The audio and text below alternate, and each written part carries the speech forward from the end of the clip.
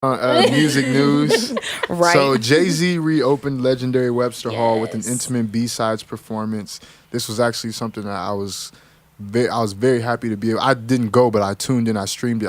I have Tidal, so I was able to stream it through Tidal.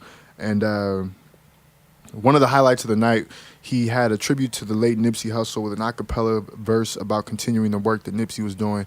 A lot of people were confused by what he said, and I just wanted to talk about it for a quick second. He had a line about gentrifying your own neighborhood before other people do it. Yes. And I think here we know what he meant. Yeah. Like we know he didn't literally mean to gentrify your neighborhood. Yeah. But just speaking to people who have wealth and are able to influx change in their neighborhoods, like how to go about it, like buy property, own things, don't make it to where if somebody wants to come take up space where you live, they have to go through people in the community who have the community's interest. Yeah. And I think here in Austin, gentrification is something that we're like, if not in any other generation, our generation has probably seen the most turn with it. Yeah. Like our parents probably saw a little bit of it. Yeah. But then like if you were born like in the 90s, Yeah. you as in your formative years to an adult, if you were born in Austin and you've been around to see its change, you've probably seen the most change. I think that would be an accurate way to say it. Yeah. And I mean, I think that it's a great message. I don't know. I would love to see if there's like an index of wealthy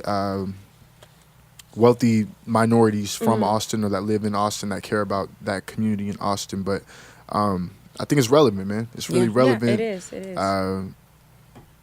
I don't know. Like I mean, because if you just go on the other side of 35 and 6th and 7th and all of that over there, Shakan. yeah. Don't look the same. My Doesn't dad, look the every time same at we all, ride through man. there, he's like, you could not. There were, and I'm not trying to be funny or anything. White people No. could Big not facts. ride their bikes down the street, up and down the street, walking the dogs in the little yoga pants and all. They could not do that. Yeah. So like, it's happening Man. here in our own backyard. My house, my childhood home that I grew up in, gone. Man, on 12th and Navasota, that's where for the longest time, so me, my dad, and my little brother, we all used to go to the same barber on 12th and Navasota. It was called Green's Barbershop. Yep. And so like for a long time, I'd probably say like 10, 15 years, that's where we went to get our haircut.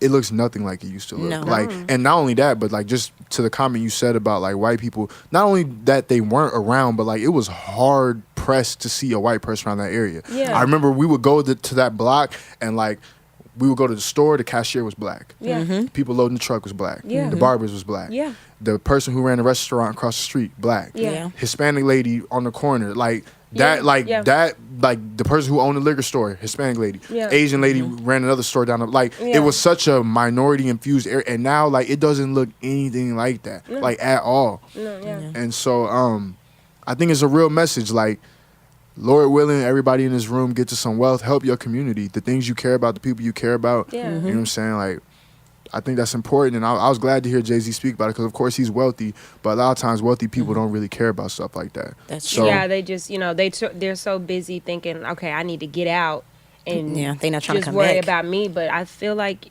it's your duty to come back and to give back and to educate and to uplift and to, Yeah. I feel like Agreed. it's your duty. But Man, I was so happy to hear him speak about it. Also, I knew that he had supported Nipsey in terms of like supporting his art, but to hear that he was like familiar with his message and all the actual things that he was doing in his community, that was a good thing to hear from Jay, because I feel like right now rap is in a place where like we're in an era where like rappers are getting older, and it's good to see it because rappers used to die in their 20s and 30s. Like the mainstream artists, the Biggies, the Pacs, the Puns, they used to die in their 20s and 30s. Didn't make it And very far. now we got artists that are in their 40s and 50s that are still relevant. Yeah. And I even think Drake is in his 30s. So like we have big rappers that are making it out of their 20s. And now I want to hear like, what's your adult message? Yeah. Yeah. Like, okay, I get it. You partied for 10 years, but now you're an adult. What's your What more message? you have to bring to the conversation table. Exactly. should be changing at some point. Exactly. Like, rap is definitely becoming a little bit more political. Oh, yeah. and Absolutely. it's a big conversation piece. Like it's informing a lot of people. Oh, yeah. And I mean, like that's how it was back in the day when they, they would always. It was something that was important, a message being put into a song. So I feel like we need to get back to that.